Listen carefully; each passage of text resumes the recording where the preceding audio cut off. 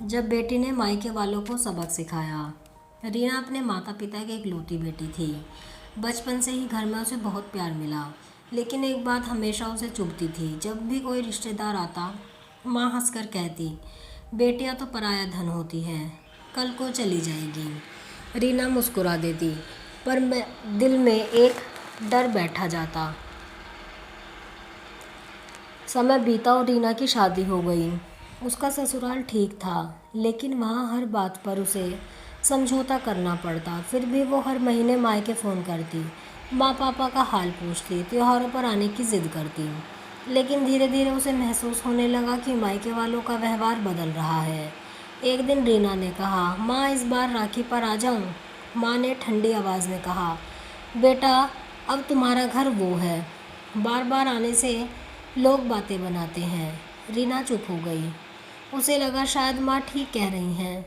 शादी के बाद बेटी सच में पराई हो जाती है। कुछ महीनों बाद रीना के पापा बीमार पड़ गए। भाई बाहर नौकरी करता था, माँ अकेली थी।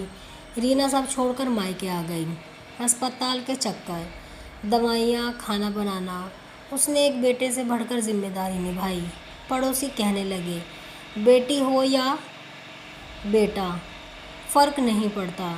लेकिन जैसे ही पापा ठीक हुए, एक दिन माँ ने कहा, रीना अब तुम अपने घर जाओ, यहाँ लोग बातें बना रहे हैं। रीना के दिल में जैसे कुछ टूट गया। उसने शांत आवाज़ में पूछा, माँ ये घर मेरा नहीं है? माँ ने नज़रें झुका ली। बेटी सच तो यही है, लड़की का असली घर ससुराल होता है। उस रात रीना बहुत रोई, लेकिन इस बार उसने आंसू नहीं, एक फ़ैसला लिया। कुछ महीनों बाद माँ पापा को पता चला कि रीना ने शहर में एक छोटा सा फ्लैट खरीद लिया है। माँ ने हैरानी से पूछा, तूने हमें बताया भी नहीं? रीना मुस्कुराई, माँ आपने ही तो सिखाया, लड़की का अपना घर होना चाहिए।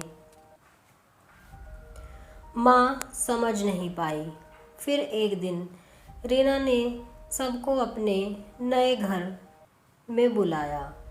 घर के दरवाजे पर नेम प्लेट लगी थी, रीना शर्मा बेटी।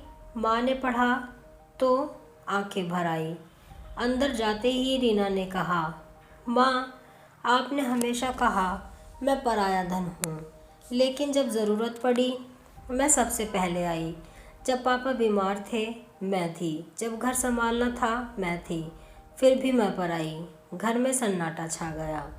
रीना की आवाज़ भर्रा गई। अगर बेटी पराई होती है तो फिर उसका दर्द, उसका फ़र्ज़, उसका प्यार इतना अपना क्यों होता है? माँ रो पड़ी। उन्होंने रीना का हाथ पकड़ लिया।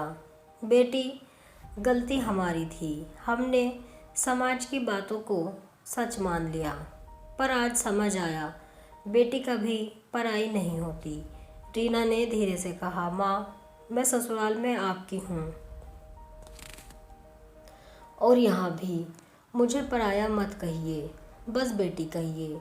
उस दिन पहली बार माँ ने सबके सामने कहा, ये घर भी मेरी बेटी का है और हमारे दिल भी।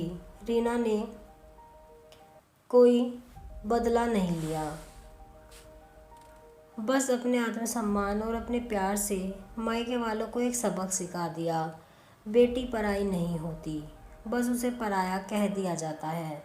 आपके हिसाब से क्या शादी के बाद बेटी का हक मायके पर कम हो जाता है, या समाज की सोच बदलनी चाहिए? आप कमेंट में ज़रूर बताएं।